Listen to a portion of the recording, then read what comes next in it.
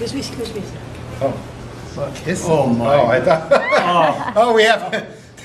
wait, He wait. brings his own Wait. makeup lady. Wow. Oh, my, I can't believe that. Those are women. That's what a wife is for. This is Andy's golf travel diary in Puerto Rico, and who better to sit down and have a little conversation with other than Jim Teal, the founder of the Puerto Rican Golf Association, 60 years ago, way back in April 1954. Wow. Long time back. Take me back. What do you remember of that day? Well, a day, not in particular, but I do remember the months working up to that day where I got interested in forming the association. I had some good friends down here that encouraged me, and through their encouragement, why we finally got it done in April 1954. And it's still living. Wow. And Puerto Rico is such a golfing mecca. And I don't know, you're like the Messiah, so do you have a few minutes to sit down and answer a few questions with me? Let's do that. All right, this is Forward going to be a great story. So Jim, tell me a little bit about your life. Where were you born? How did you come to the game of golf?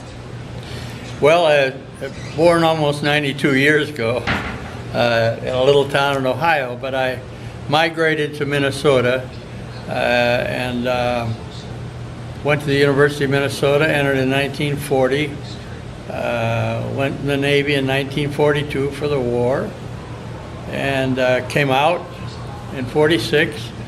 And I had played a little golf before I went in the Navy. I played on the University of Minnesota golf team. As a matter of fact, in 1942, I think it was, I was co-champion of the Big Ten tournament. But then I went to war, and then when I came back, I had been in the South Pacific for almost 3 years, 2.5, 3 years. And I saw a lot of palm trees. And of course, a kid from Minnesota who plays golf kind of thought he'd traded in the snow of Minnesota for the palm trees of the tropics. So we came to Puerto Rico to establish our life in 1949 and have stayed. Wow. So what was your first golfing memory? Well, my first golfing, I actually took up golf because I'd injured my hand badly when I was about 7th grade. And so I was caddying for my father, who played golf every once in a while. And so my dad finally, while my hand was healing, he just said, well, look, you can't play ball anymore, you can't catch, you can't do that, so just come on out and play golf with me. So I started playing golf. Maybe I was 13, 14 years old when I took it up, and then it just stayed with me, and I played through high school, and I got into college, and I just told you my story in college. When I came back out of the war, why, golf was my love, so here I am still playing. Sound a little bit like a Tom Lehman from Minnesota. And yeah, you know, interesting about Tom, I come from a little town called Sauk Center, about 3,500 people. And Tom comes from a little town 25 miles away called Alexandria. And so we have that in common, if you want to call it common.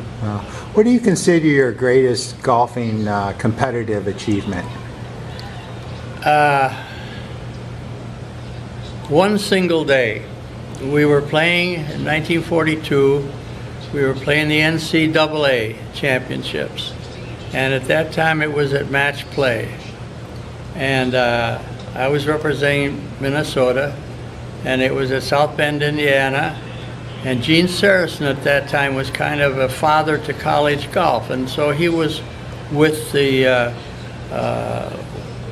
group of college players during that competition. And we had to qualify the first day. And in qualifying, there were 5 of us tied at the end of the day for one spot, the last spot to qualify for match play. And so we went out and played, and it got so dark. On the 5th hole, I finally won my spot, just as it was too dark to go any further. So now I go in, and I'm the 64th qualifier. I'm playing Dick Haskell, who was the medalist. And on that day, I shot 66.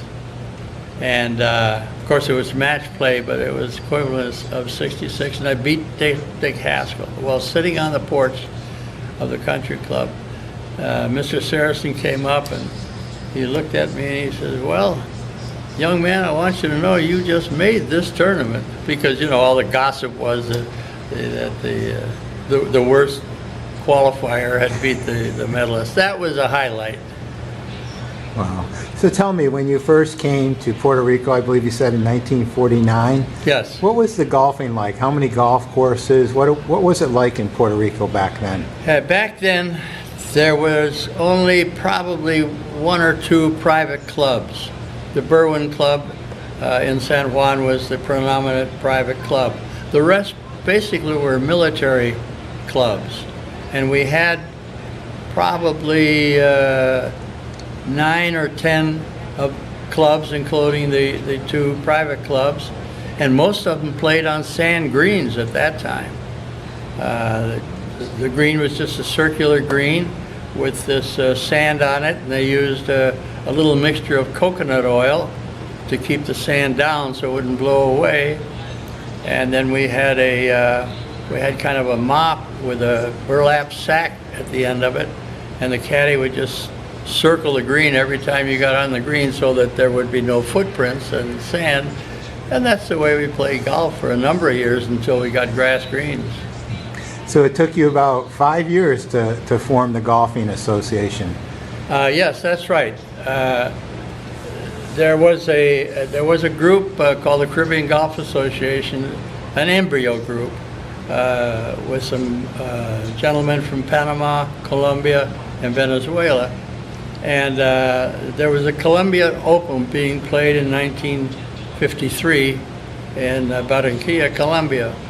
And because at that time I happened to be champion of Puerto Rico, I was invited to go and play in the Colombian Open, which was a professional tournament, but they had an amateur segment in it.